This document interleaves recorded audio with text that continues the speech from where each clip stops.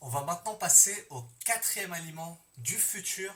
Là, cette fois-ci, accrochez-vous parce que ça vaut le coup. Enfin, ça vaut le coup. Vous allez me dire. On va passer aux insectes.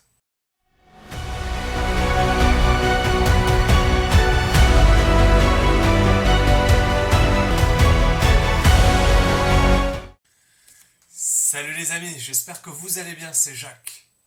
Aujourd'hui, on va aborder un nouveau thème de vidéo. On va parler de l'alimentation du futur. Concrètement, de 2030, qu'est-ce qu'on va manger? Je vous révélerai toute l'alimentation du futur, enfin des prévisions en tout cas. Du coup, restez bien jusqu'à la fin de la vidéo. Vous allez kiffer tout ce que je vais vous donner comme information. Avant de commencer la vidéo, n'oubliez pas de liker la vidéo, de vous abonner, c'est gratuit. Et également de retrouver mon e-book qui est gratuit également dans la description. C'est un e-book sur la nutrition et le mindset. Du coup, on va commencer tout de suite. Du coup, avant de vous parler de l'alimentation du futur, j'aimerais que l'on revienne sur une étude assez importante, très importante même, des Nations Unies. Alors, d'après les projections des Nations Unies jusqu'en 2100, on n'y est pas encore, hein, bien sûr, mais voilà, ce sont juste des projections. Vous voyez qu'en 1990, on a 5,3 milliards de personnes sur la Terre. Et plus on avance dans les années, plus il y aura de monde à nourrir, forcément. Du coup, en 2017, on était à 7,3 milliards. On tourne autour de ce chiffre-là en 2021. En 2030, on sera 8,5 milliards. Et en 2050, environ 9,7 milliards, presque 10 milliards. Ce qui fait, entre 2050 et 2017, on a une différence de 2 milliards de plus, de personnes en plus à nourrir. Du coup, dans un futur proche, enfin même actuellement, les labos du monde entier sont en train de repenser à l'alimentation du futur. Maintenant qu'on sait qu'on sera à peu près 9 milliards dans pas longtemps, euh, je voulais vous montrer une chose très très importante, l'agenda 2030. Vous avez sûrement entendu parler des 17 objectifs de développement durable. En fait, l'agenda 2030 en France, en fait, il est présent pour tous les pays en fait dans le monde. Ils ont leur propre agenda 2030. Normalement, ils ont presque les mêmes objectifs, tout dépend du pays. Mais en principe, ils s'alignent tous pour atteindre leurs objectifs de développement durable. Du coup, vous avez, je pense, déjà vu ces différents motifs de développement durable, soit dans des pubs, soit sur des brochures. Euh, mais on va s'intéresser à une en particulier, le deuxième, la zéro faim. Éliminer la faim, assurer la sécurité alimentaire, améliorer la nutrition et promouvoir une agriculture durable. Alors pourquoi je vous parle de ça? Vous allez le comprendre juste après, je vais vous montrer quelques arguments, enfin quelques explications sur ce thème-là. Alors, l'agriculture performante et résiliente. Vous voyez qu'en 2030, leur objectif, en tout cas pour la France, c'est d'assurer la viabilité des systèmes de production alimentaire et mettre en œuvre des pratiques agricoles résilientes qui permettraient d'accroître la productivité et la production, ce qui permettrait de contribuer à la préservation des écosystèmes. Alors, ce qu'il faut entendre derrière, c'est qu'en fait, ils veulent produire plus avec sans les produits chimiques, bien sûr. Et également, ce point-là qui est très très intéressant.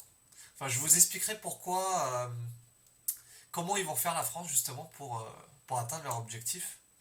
Alors, soyez juste patients. Je vais vous l'expliquer juste après. Alors, au niveau du fonctionnement des marchés alimentaires, là c'est très très intéressant. Vous voyez que lorsqu'ils disent assurer le bon fonctionnement des marchés des denrées alimentaires et des produits dérivés et faciliter l'accès rapide aux informations relatives au marché, afin de contribuer à limiter l'extrême volatilité du prix des denrées alimentaires. Ce qui veut dire, c'est que dans un avenir proche, on aura des denrées alimentaires où les prix sera tellement volatile que en fait, la denrée alimentaire va devenir très rare. Comme il y a, vous le savez, une demande, l'offre et la demande sur les denrées alimentaires, plus il y a de demandes, plus ce sera cher, forcément, et inversement. J'aimerais qu'on revienne sur une autre étude très très intéressante, une étude du FAO. Alors FAO, c'est Organisation des Nations Unies pour l'agriculture et l'alimentation. En fait, je vais vous faire un résumé très rapide de cette étude. On a l'élevage de bétail qui provoquerait des problèmes environnementaux. Par exemple, tout ce qui est dégradation des sols, la pollution atmosphérique et l'eau, la perte de la biodiversité. Du coup, vous avez déjà énormément de problèmes déjà. Actuellement, en fait, tout ce qui est élevage intensif, vous savez que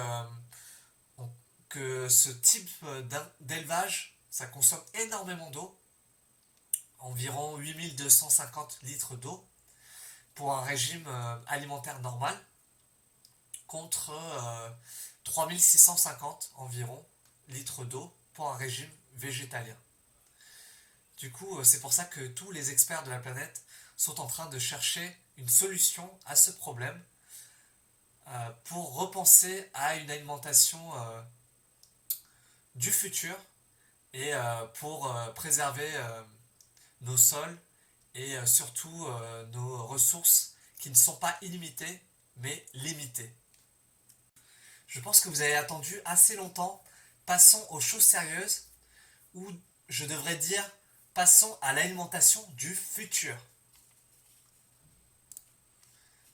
Alors, l'alimentation du futur serait composée de légumineuses et non de produits étranges. Bon, vous le verrez peut-être plus tard, mais pour le moment, ce sont des produits que tout le monde connaît. Les légumineuses, tout ce qui est haricots rouges, petits pois, les pois chiches et toutes les différentes types de légumineuses. Vous avez ensuite les oléagineux. Concrètement, ce sont des graines, des différents types de graines, comme par exemple, vous avez les amandes, qui est connu de tous, les noix de cajou, les cacahuètes, les noix du Brésil, des noisettes, etc. Comme tous ces produits sont très protéinés, ça possède également de bons lipides, et du coup c'est très très bon pour la santé. Effectivement, il faut en prendre avec parcimonie, c'est-à-dire avec de bonnes quantités, pas trop non plus, parce que ça reste quand même calorique. Passons au troisième aliment. Vous avez l'algue de nori, qui est très connue au Japon, ou même dans les restos japonais, avec les makis par exemple. Je vais vous présenter les caractéristiques de l'algue de nori, qui est très très intéressante. Alors, déjà, il faut savoir que pour 100 g d'algues séchées de nori, vous avez 36 g de protéines, c'est énorme. Vous voyez qu'il y a pas mal de minéraux, de vitamines, ce qui est vraiment c'est top. Très peu gras. Franchement, c'est top quoi. Je vais vous montrer quelques exemples de plats où l'algue de nori est présent. Vous voyez, l'algue de nori, c'est présent dans les différents makis. Bon, j'espère que je ne vous ai pas donné faim. Vous voyez aussi que c'est présent. Alors vous avez d'autres algues également avec des caractéristiques très très intéressantes, aussi intéressantes que l'algue de nori. Vous avez Aonori en poudre qui est présent sur différents plats japonais comme les takoyaki ou les okonomiyaki. Bon, j'espère que je prononce bien. Et après, bon, vous en avez d'autres, hein, mais je vous laisserai voir si vous êtes intéressé par d'autres algues. Vous avez notamment le wakame, hein, qui est une algue dans les soupes miso. Personnellement, j'ai goûté, j'ai pas trop aimé, franchement, c'était pas très bon. Mais bon, chacun ses goûts. Dans la soupe, ça doit être meilleur, je pense. On va maintenant passer au quatrième aliment du futur. Là, cette fois-ci, accrochez-vous parce que ça vaut le coup. Enfin, ça vaut le coup. Vous allez me dire. On va passer aux insectes. Alors, apparemment, ce serait très protéiné. Je pense qu'on va devoir y passer, hein, dans un futur proche si vraiment, si on n'a plus de viande, par exemple. On va devoir y passer, malheureusement. Perso, pour le moment, je suis pas très chaud, mais on verra par la suite. Alors, vous savez que les insectes, ça se mange déjà dans certains pays asiatiques, sur certains plats, même des pizzas, hein. Également en apéro, par exemple au Mexique, je sais que ça se fait assez souvent. Au Mexique, en apéro, ça croustille.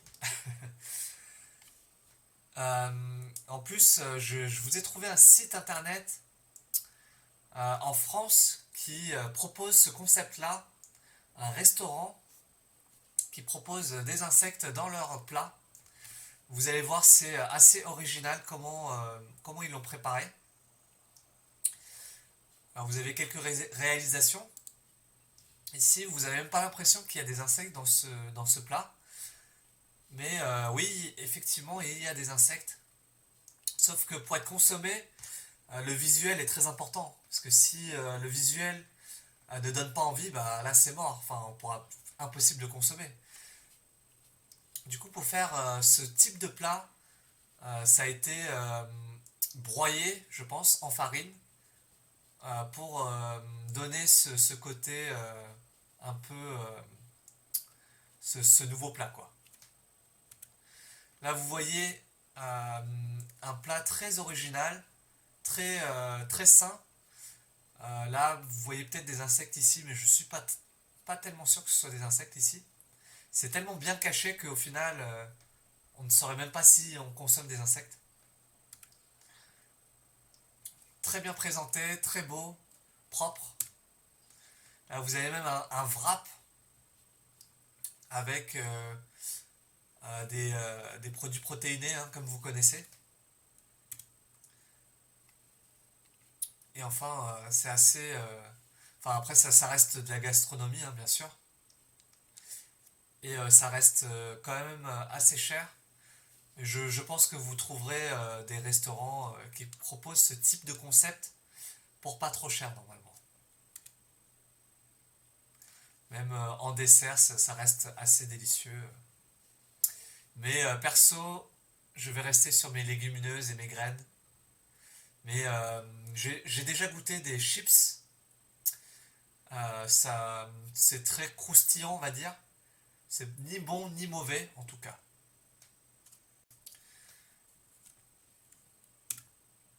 Là, vous voyez quelques desserts. Là, je vais vous montrer. Euh, Là, vous voyez que vous n'avez pas l'impression, hein, mais ah bah là, si. En fait, là, vous voyez des petits trucs là. Mais je pense que c'est une expérience à faire. Au moins, vous aurez goûté. Et alors, mon cinquième aliment, je pense que vous n'êtes pas prêt du tout.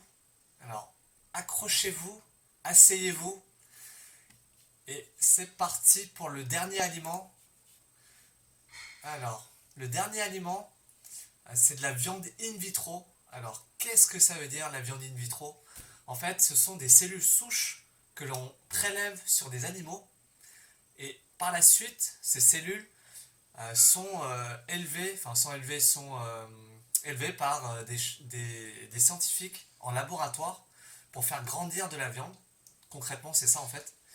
Et, euh, et du coup, là, je vous ai trouvé un article très intéressant. À Singapour, ils autorisent la vente de viande in vitro. C'est une première mondiale du coup. C'est un article qui date déjà du 2 décembre 2020. Du coup, ça doit faire à peu près... c'est très récent en fait, au final.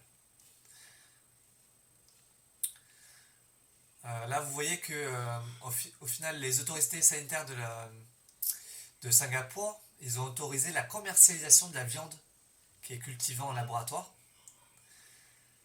Et ils annoncent que dans un futur proche, ça pourrait devenir un business très juteux dans l'avenir. Alors sur l'article, on a une information très très intéressante. On a le PDG et cofondateur de Eat Just, qui est une entreprise justement dans la viande in vitro. Josh Tetrick qui dit que pour le moment, en fait, le coût de la viande in vitro reste trop cher et que dans l'avenir, le prix devrait diminuer par rapport à du poulet conventionnel. Je vais vous montrer une vidéo, du coup installez-vous bien, prenez quelque chose et détendez-vous, regardez la vidéo, je vais vous mettre un extrait.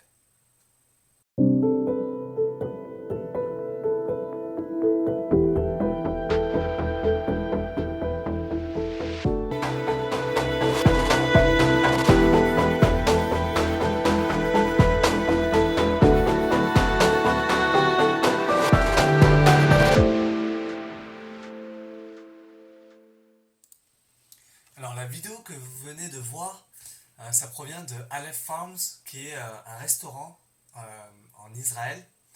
C'est un des exemples que j'ai pu trouver. Vous savez que la viande in vitro, elle a un aspect différent de la viande classique, beaucoup plus lisse, et vous sentez vraiment que c'est de la vraie viande en fait. Alors, Aleph Farms, ils proposent un steak de qualité sans OGM et de la vraie viande, du coup faite en laboratoire.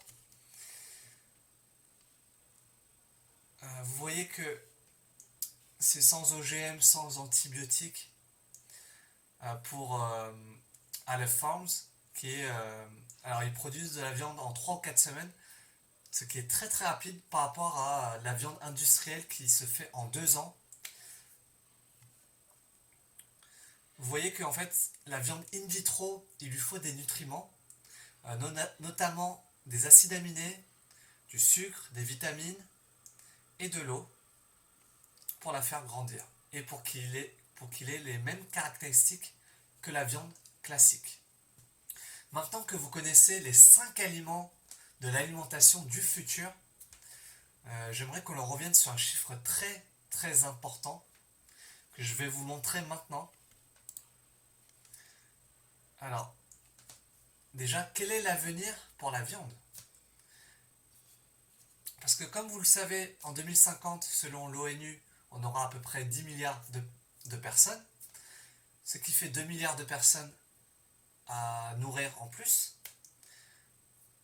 Et comme on a un taux de pollution qui ne cesse d'augmenter à cause des émissions de CO2 qui sont dues au transport et également à l'élevage intensif, là je vais vous montrer un graphique très important. Vous voyez qu'en 2025, ce qui est bientôt au final, on est en 2021 actuellement, vous voyez que 90%, on consomme 90% de la viande conventionnelle et 10% c'est de la viande végane de substitution. Et plus on avance dans le temps, et plus vous voyez que on a la viande artificielle qui est notre viande in vitro que l'on a vu précédemment, qui va augmenter. Vous voyez en 2030 ça va représenter 10%, en 2035 22% et en 2040 35%. Et vous voyez que notre consommation de viande conventionnelle va baisser drastiquement divisé par 2 carrément. Et vous voyez que la viande artificielle va augmenter énormément. Ça veut dire que soit on a trouvé un moyen de faire baisser le prix de la viande artificielle, parce qu'actuellement ça coûte trop cher, ou soit en fait la demande en viande conventionnelle est vraiment trop chère pour se l'offrir, et du coup nos habitudes alimentaires ont dû changer pour s'adapter à un nouveau marché en fait. Et comme si la viande artificielle est moins chère, forcément les gens vont se diriger vers quelque chose de moins cher et vont consommer de moins en moins de la viande conventionnelle. Si vous avez kiffé la vidéo, n'oubliez pas de liker, de vous abonner. Je vous propose mon e-book qui est gratuit. Allez dans la description, téléchargez-le. Et enfin, si vous voulez participer à mes prochains coachings sur la perte de poids, je vous mettrai mon lien, mon site internet pour vous inscrire avant. Et si vous avez des commentaires sur l'alimentation du futur, n'hésitez pas à mettre vos commentaires. Je répondrai à tous vos commentaires en tout cas. Je vous laisse là. À la prochaine.